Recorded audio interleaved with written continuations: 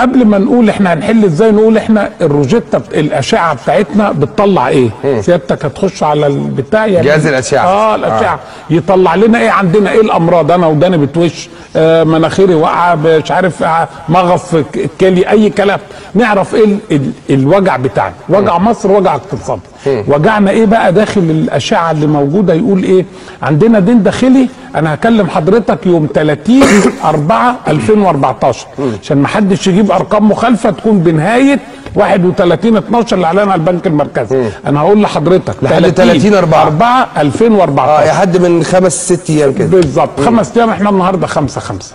دين داخلي وصل 1650 مليار جنيه. دين خارجي قارب على ال50 مليار دولار، بما يعادل حوالي في حده الادنى 350 مليار جنيه.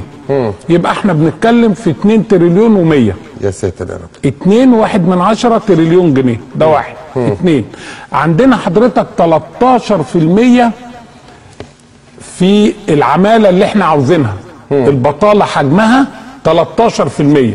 يوازوا كام بالارقام؟ على الاقل 8 مليون فرصه عمل، بالاضافه الى 850 ألف فرصة عمل عاوز توجدها سنويا. دالت يعني المترقب تعالج ال 8 مليون وتنتج للي جايين. أقل واجب، لأن لو ما أنتجتلوش وماله هيركن عندي، هيجي اللي بعديه هيقول لك عندي نفس الليلة دي. عندي معدل نمو في الدولة كله، نمو الدولة يعني إيه الاقتصاد بقى؟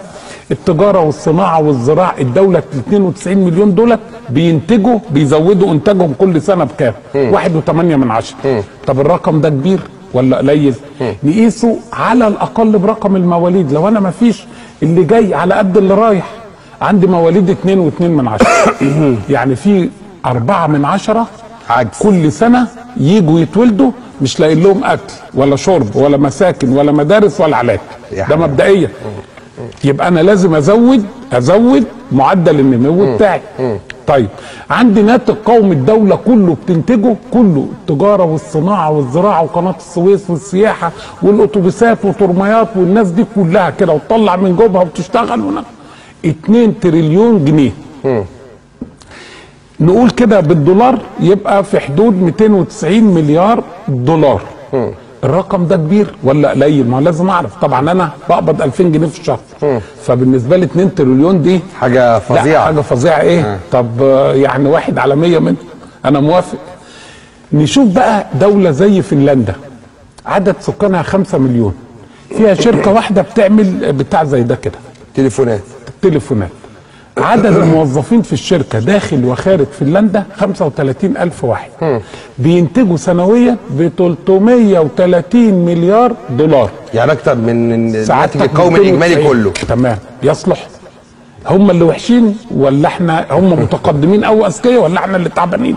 احنا اللي تعبانين. لازم احط كل ده عندي وانا بحط الخطه بتاعتي اللي موجوده. الاشعه بتطلع لي بقى اهو، عندي دين داخلي، عندي دين خارجي، عندي احتياطي نقد النهارده وصل برضه 30/4/2014 17.8 مليار دولار. الرقم ده كويس ولا كبير ولا قليل؟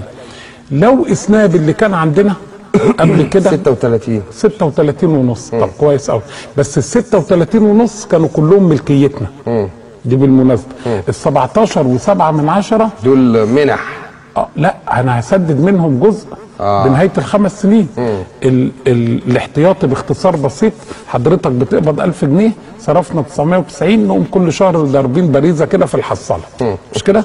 بس ممكن حضرتك تستلف من صلاح 200 جنيه وتحطهم برضه في الحصاله وتقول ايه الحصاله فيها 210. ايوه يابا، ما انت لازم صح فيها 210، بس لازم تقول الطرف الثاني بتاع المعدل، وعليا لصلاح 200. صح. ما تقولش ديت ويل للمصلين وتقول وحياة النبي دي اخر ايه اقراها. صحيح. ضد المنطق. يبقى لازم نعرف الليله دي كلها ماشيه ازاي.